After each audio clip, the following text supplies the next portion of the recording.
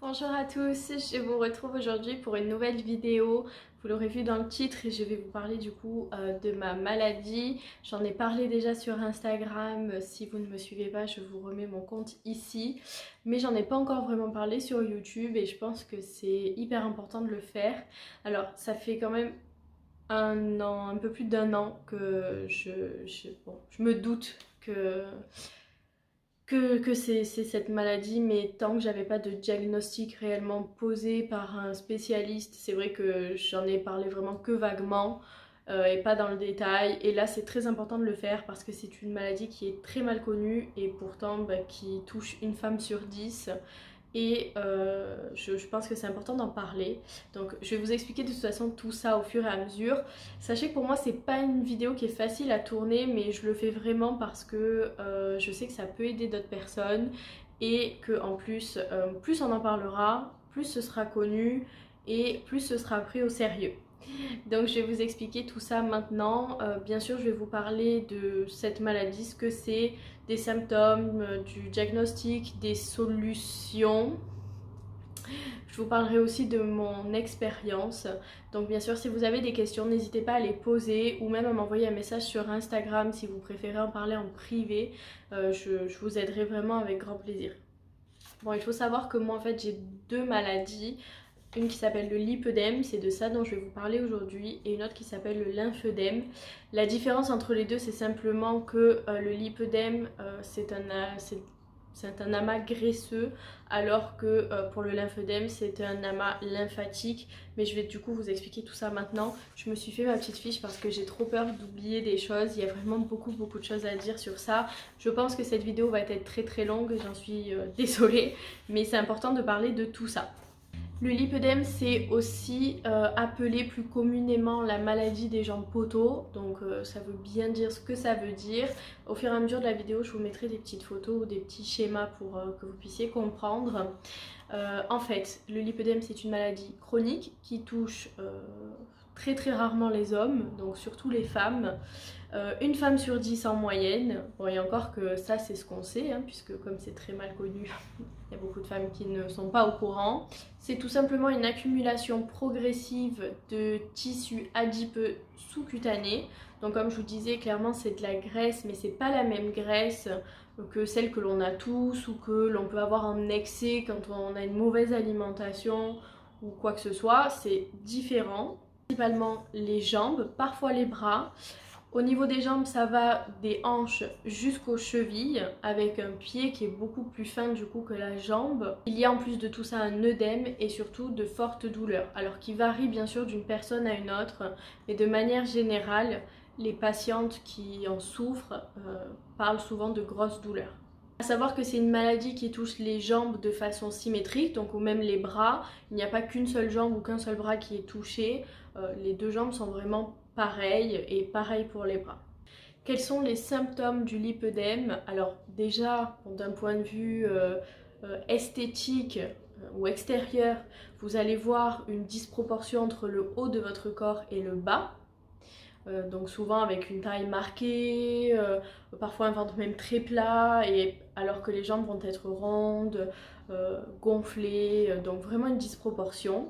Des bleus sur les jambes, des douleurs chroniques, parfois sous forme de crampes ou quand on touche, avoir une sensation de douleur à la pression. Parfois des nodules aussi peuvent apparaître, notamment sur les côtés des cuisses ou derrière les cuisses. Et vous pouvez avoir une sensation de jambes lourdes, comme on peut l'avoir parfois en été ou quand on a beaucoup marché avec la chaleur ou quoi que ce soit. Mais là, ça peut être tout le temps, même en hiver et sans avoir fait vraiment d'efforts.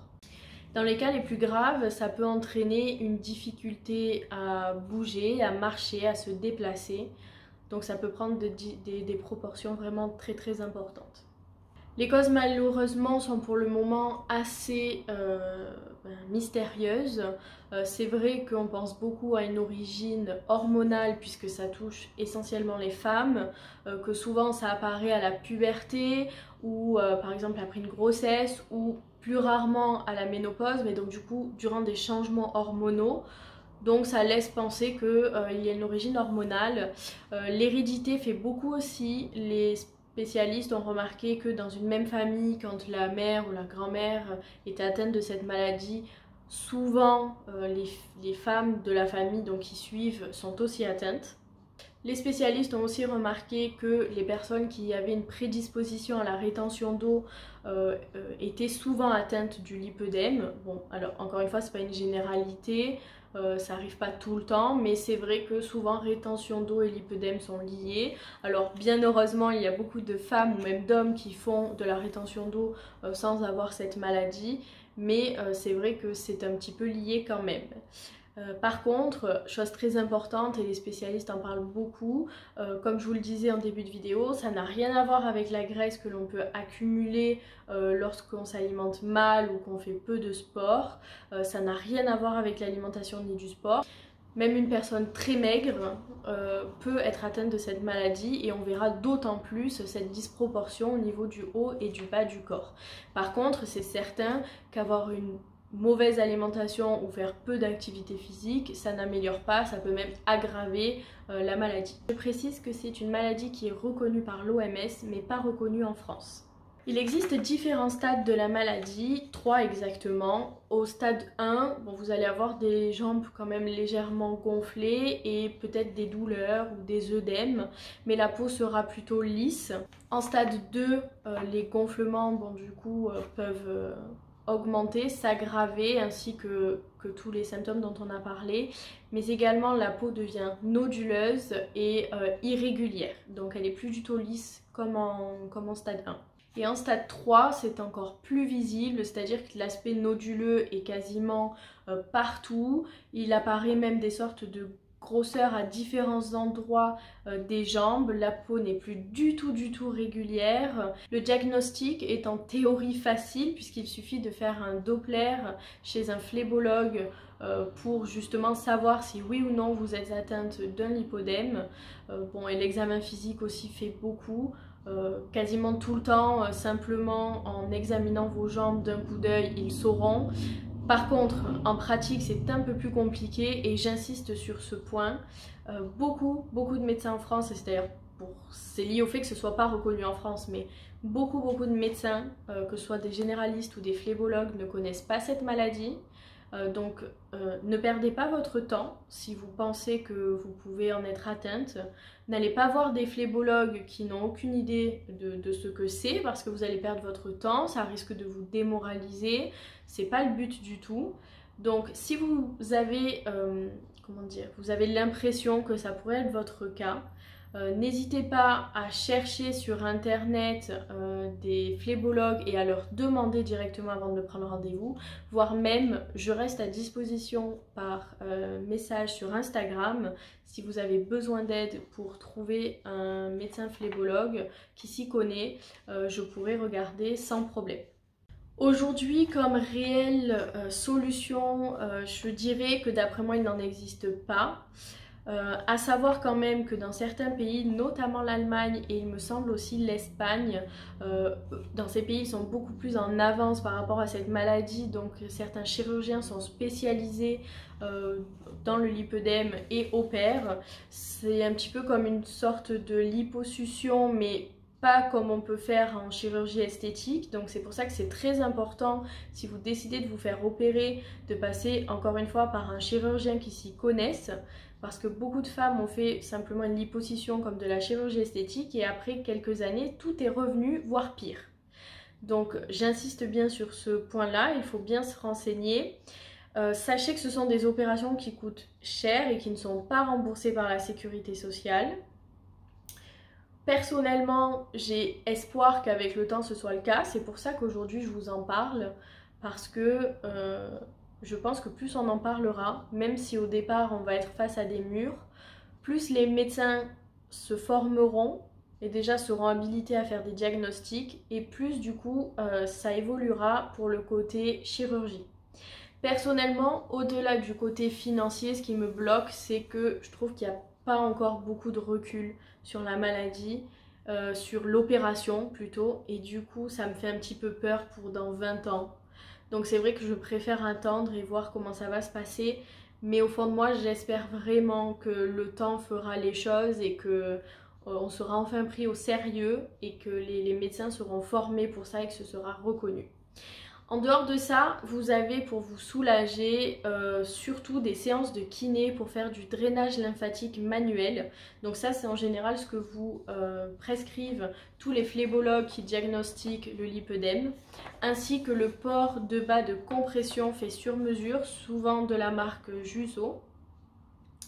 Et parfois aussi de bottes spéciales. Alors je n'en sais pas plus à ce niveau-là par contre parce que moi j'ai un rendez-vous justement pour ça dans quelques jours. Donc je pourrais vous en parler sur Instagram si j'apprends d'autres choses. Mais en tout cas le port des bas de compression et le drainage lymphatique manuel c'est vraiment les deux choses principales à mettre en place si vous êtes diagnostiqué. J'ai vu dans plusieurs articles que l'on parlait de thérapie décongestionnante combinée. J'ai toujours ma petite liste parce que ça je ne connaissais pas vraiment. Alors ça je sais pas en quoi ça correspond et c'est pas ce qu'on m'a prescrit. Moi j'en suis au tout début vraiment du suivi médical puisque j'ai été diagnostiquée il y a moins d'1 mois. Donc c'est le début. Je pourrais vous faire le retour sur le moyen terme dans quelques mois pour déjà vous dire si je me sens un peu soulagée. Mais pour le moment, voilà, je peux pas en dire vraiment plus. Je vais maintenant quand même vous parler un petit peu moi de mon histoire, de mon expérience parce que je pense que ça peut peut-être aider certaines d'entre vous. Il faut savoir que depuis l'adolescence, donc même depuis mes 10-11 ans, j'ai toujours été, bon déjà pas mince, mais à ce moment-là j'étais beaucoup plus mince que maintenant et pourtant j'avais quand même des jambes rondes. Voilà, des hanches jusqu'aux chevilles. C'est vrai qu'à ce moment-là, ça m'inquiétait pas trop. Je me disais que c'était simplement ma morphologie, mon corps en plus qui se transformait. Voilà, pas vraiment de soucis. Et puis c'est vrai qu'au fil des années, surtout vers 17, 18, 19 ans, il y a des douleurs qui ont commencé à apparaître. Alors au début, faut savoir que moi je suis pas quelqu'un qui est douillet, donc du coup je me plaignais pas, je me disais que bon bah je n'étais pas trop sportive, alors c'était peut-être parce que j'avais un peu trop marché dans la journée, que les douleurs venaient, ou en été je me disais bah c'est normal quand même, tu vis dans le sud, t'as les jambes lourdes après une journée, il fait 40 degrés, c'est normal, enfin je trouvais une raison, une explication à tout ce qui se passait. Et c'est vrai que ce qui m'a mis un peu la puce à l'oreille, c'est que il y a, je crois, 3 ans, je me suis fait mal au genou. Et j'ai été du coup alitée pendant quelques semaines. C'était en plein été, je vivais en Allemagne à ce moment-là. Et bien sûr cet été-là, il a fait 40 degrés quand j'étais alitée, ce qui n'arrive jamais en Allemagne, donc c'était horrible. Et justement, une nuit, j'ai commencé à avoir des fortes douleurs dans le mollet, comme si j'allais avoir une crampe, mais qui venait jamais. Et j'avais des bleus, etc. sur les jambes. Et quand j'en ai parlé à ma mère, qui travaille dans le milieu médical, elle m'a dit mais attention, si ça se trouve tu fais une phlébite, ça peut être très très grave, va en urgence chez ton médecin ou à l'hôpital. Du coup je suis allée voir mon médecin qui a jeté déjà un premier coup d'œil. D'après elle c'était pas une phlébite, mais dans le doute, comme ça peut être très très grave, elle m'a quand même envoyée aux urgences. Donc j'y suis allée, on a fait un examen directement et puis il n'y avait pas de phlébite. Donc j'étais soulagée et on m'a donné des bas de contention. Voilà, on m'a dit que c'était juste à cause de la chaleur, du fait que je reste allongée, que je marche peu, etc. Donc c'était normal. Bon, les douleurs ont continué, mais je me suis pas inquiétée. Et en parallèle, à ce moment-là, j'étais en train de faire Weight Watchers et j'avais perdu quand même pas mal de poids. Et autant le haut de mon corps s'était énormément affiné, c'est-à-dire que j'étais passée d'une taille 40 à une taille 36 voire 34. Mais par contre, mes jambes, j'arrivais pas à passer en dessous d'un 40 et je voyais vraiment une différence. Et en plus, après donc avoir eu cette blessure au genou, les douleurs en fait sont jamais vraiment parties à partir de là. C'est-à-dire que j'avais souvent le soir les jambes hyper lourdes, l'impression que j'allais avoir une crampe mais qui venait jamais. j'avais beaucoup de bleu. Ça m'arrivait même plusieurs fois qu'avec Steven par exemple on aille marcher toute la journée, hein, que ce soit pour faire du shopping, pour se promener ou quoi que ce soit. Et le lendemain, à peine arrivé à marcher tellement j'avais mal. Et c'était pas une douleur comme quand on fait un effort, comme des courbatures, c'était pas du tout ça. Et c'est vrai que tout ça, ça a fait que je me suis posé quand même beaucoup de questions. Et du coup un jour je suis retournée chez mon médecin. Et par hasard, je lui ai dit, écoutez, il y a un truc qui est un peu bizarre, depuis cette blessure au genou, ça a réveillé vraiment des douleurs. J'avais quelques petites sensations avant, mais depuis c'est beaucoup plus. Et je lui ai tout raconté, et là, elle m'a dit, est-ce que vous connaissez le lipœdème? Donc moi, pas du tout. Aucune idée, j'en avais jamais entendu parler, donc elle m'explique vaguement ce que c'est, et elle me donne un papier, enfin une ordonnance pour que j'aille voir un phlébologue donc en Allemagne avec lequel elle travaille régulièrement. Donc bien sûr quand je suis rentrée chez moi, j'ai fait mes petites recherches, c'est là que je suis tombée du coup sur la page d'Amy Makeup Pro. Donc je vous dis ça, il s'était passé déjà des mois hein, après ma blessure au genou. Hein. Le temps que je parle au médecin, je lui ai pas parlé tout de suite, c'était vraiment à l'occasion. Donc je suis tombée sur des vidéos de cette youtubeuse, donc Amy Makeup Pro, qui en avait parlé assez récemment. Donc finalement, les choses se sont bien faites. Et c'est vrai que dans tout ce qu'elle disait, je me reconnaissais. Bon, j'ai trouvé 2-3 articles sur internet, mais à ce moment-là, on en parlait encore moins que maintenant. Et puis j'ai attendu patiemment mon rendez-vous chez le phlébologue qui a pris beaucoup de temps parce qu'il y avait du délai. Et quand je suis arrivée là-bas, bon, il a fait un premier examen, tout ça. Il m'a donné une lettre et il m'a dit vous allez faire un deuxième examen. Alors par contre je sais plus du tout ce que c'est le nom de cet examen. Et le délai c'était 6 ou 7 mois. Hein, donc voilà. Moi j'étais un peu dégoûtée parce que je pensais que j'allais avoir un vrai diagnostic à ce moment-là, mais pas du tout. Il fallait encore que j'attende 6-7 mois pour avoir l'autre rendez-vous, puis que je revienne le voir. Bon, et arrivé chez moi quand même, j'ouvre la lettre et je vois qu'il a écrit du coup pour l'autre médecin lipœdème, en gros 80% de chance. Donc déjà ça a répondu en partie. Malheureusement j'ai pas pu aller en fait au rendez-vous qui avait lieu 6-7 mois après parce que c'est tombé au moment du confinement. Du mois de mars, et comme c'était pas un rendez-vous urgent, on m'a proposé de le redécaler, et comme on a déménagé en France l'été qui a suivi le confinement, j'ai pas pu reprendre de rendez-vous. Donc c'est en arrivant ici que j'ai pris un rendez-vous chez une phlébologue. En fait j'ai trouvé le nom de cette phlébologue sur un groupe Facebook qui s'appelle Lipoclinique, je crois que c'est écrit Dr Eck, c'est un médecin allemand qui opère justement, c'est un groupe français. Sur Facebook, j'ai trouvé donc le nom de ce médecin, c'est une femme, de cette phlébologue. D'ailleurs ma mère qui travaille dans le médical, et bien, un des médecins avec lesquels elle travaille connaissait cette phlébologue. Donc j'ai attendu patiemment parce que j'ai eu un rendez-vous que 3 mois après, donc encore une fois c'était l'attente. Et le jour où je suis arrivée, eh bien voilà, hein, une fois que j'ai enlevé mon pantalon, déjà direct elle m'a dit que c'était ça. Donc c'est pour ça que je vous dis que souvent en un coup d'œil ils savent. Et elle a confirmé ça avec le Doppler. Et aussi, bon elle m'a parlé du coup du lymphœdème, ça par contre je m'en doutais pas vraiment. Donc c'est un autre problème, même si c'est ressemblant en soi, mais voilà. Après... franchement, comme sensation, c'est un peu bizarre parce que dans un sens, j'étais hyper soulagée. J'attendais ce rendez-vous avec impatience parce que au fond de moi, je savais que c'était ça depuis qu'on m'en avait parlé. Mais tant qu'on ne le dit pas vraiment, on ne peut pas être sûr à 100%. Donc c'était un soulagement et en même temps, ça a été hyper difficile pour moi parce que je me suis dit, maintenant, c'est pas qu'une supposition. Tu vas devoir vivre avec ça. Ça veut dire que tes douleurs pour le moment, elles vont rester. Tant qu'il n'y a pas de vraie solution, tant que c'est pas vraiment reconnu, ça restera comme ça. Et puis je me suis pris un peu aussi dans la tête que si on faisait rien, s'il n'y avait pas un suivi médical, donc avec du drainage, avec le port des bas de compression, etc., elle m'a clairement dit que si ça se trouve, je pourrais plus marcher dans 30 ans. Et ça, c'est tout ce que t'as pas envie d'entendre quand t'as 20 ans, ou même quel que soit l'âge en fait, c'est hyper choquant. Donc c'est vrai que j'ai mis beaucoup de temps quand même après à m'en remettre, c'est pour ça que je vous en ai pas parlé tout de suite sur Instagram et que j'ai attendu pour faire cette vidéo parce que je pense que si je vous l'avais fait tout de suite j'aurais juste fait que pleurer. Et c'est pas du tout le message non plus que j'ai envie de passer. Aujourd'hui je suis quand même soulagée parce que je me rends compte que je suis bien entourée. Je vais avoir un suivi régulier avec la phlébologue, je vois mon kiné 2-3 fois par semaine, bientôt du coup j'aurai mes bas de compression, je vais aussi voir donc le spécialiste pour les bottes, je vous en dirai plus donc sur Instagram. Donc ça me soulage quand même et ça me rassure, je me dis qu'on n'en arrivera pas là dans 30 ans, mais c'est inquiétant, j'ai l'impression que ça va être à l'aveugle.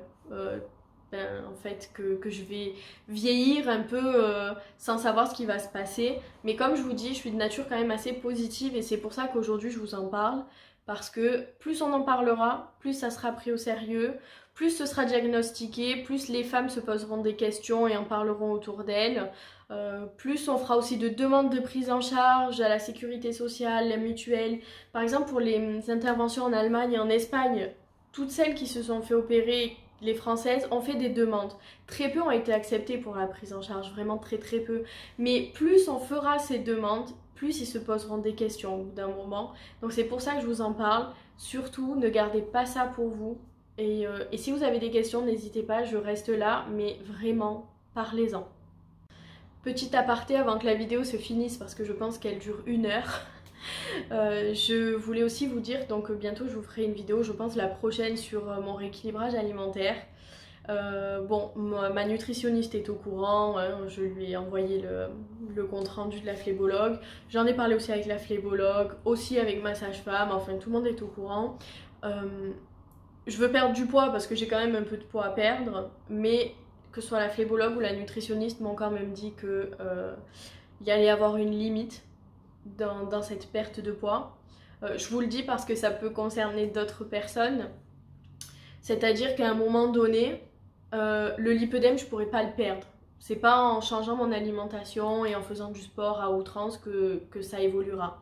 Tout ce que je risque, c'est qu'au final, je risque de me creuser du visage, du haut du corps, mais les jambes, à un moment donné, ne bougeront plus et seront disproportionnées encore plus par rapport au reste. Et ça fera comme si j'étais en état de maigreur en haut du corps et en surpoids en bas. C'est pas le but parce que c'est doublement violent pour le corps. Donc je perds du poids, mais je suis encadrée et je sais que quand on me dira stop, il faudra que j'arrête. Alors ça aussi, ça a été quelque chose de difficile pour moi parce que il faut que j'accepte en gros que je serai jamais mince, que j'aurai jamais un IMC normal. Même si ma nutritionniste et la phlébologue me disent que du coup l'IMC on peut pas le prendre en compte dans un cas comme ça. Mais pour moi, pour une femme, c'est hyper difficile de faire aussi le deuil d'un corps qu'on aurait aimé avoir et qu'on n'aura jamais au final. Donc voilà, je vais m'arrêter là parce que sinon je vais vraiment pleurer. Donc je vous ferai de toute façon une vidéo par rapport au rééquilibrage alimentaire. En attendant, comme je vous l'ai dit, n'hésitez pas à commenter si vous avez des questions ou quoi que ce soit, ou même des conseils. N'hésitez pas non plus à m'écrire sur Instagram si vous voulez en parler en privé. Vraiment, je reste à disposition pour vous aider, ça me tient à cœur. J'ai décidé que je me battrai contre ça, et pas que pour moi, mais aussi pour vous toutes, pour les autres et même celles qui savent pas et qui cherchent ce qu'elles ont. Donc n'hésitez pas, je reste vraiment à disposition. En tout cas, n'hésitez pas justement à partager cette vidéo à vos proches si vous pensez que ça peut leur parler. Et moi, je vous fais de gros bisous et je vous dis à bientôt.